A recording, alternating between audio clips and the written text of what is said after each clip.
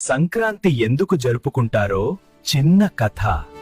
ఒకప్పుడు సూర్యపురం అనే అందమైన పల్లె ఉండేది. ఆ పల్లె చుట్టూ పచ్చని పొలాలు, మధ్యలో చిన్న చెరువు. అక్కడి ప్రజల జీవితం అంతా వ్యవసాయంపైనే ఆధారపడి ఉండేది.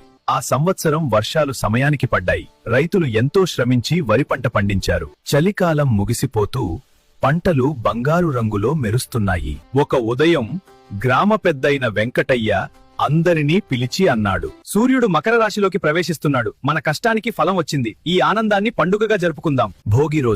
భోగి రోజున అందరూ పాత వస్తువులు వదిలేశారు. మంట చుట్టూ కుటుంబమంతా చేరి పాత బాధలు పోయి కొత్త ఆశలు రావాలి. సంక్రాంతి రోజున అమ్మలు కొత్త బియ్యంతో తీపి పొంగలి వండారు. ఇళ్ల ముందు రంగురంగుల ముగ్గులు వేశారు. పిల్లలు గాలిపటాలు ఎగరేశారు. నాన్నా, సూర్యుడు లేకపోతే పంట లేదు, పంట లేకపోతే మన జీవితం లేదు. అందుకే సూర్యుడికి నమస్కారం. కనుమ రోజు ఆవులను స్నానం చేయించి పూలతో అలంకరించారు. మనతో కలిసి పనిచేసే పశువులకు కృతజ్ఞత చెప్పాలి.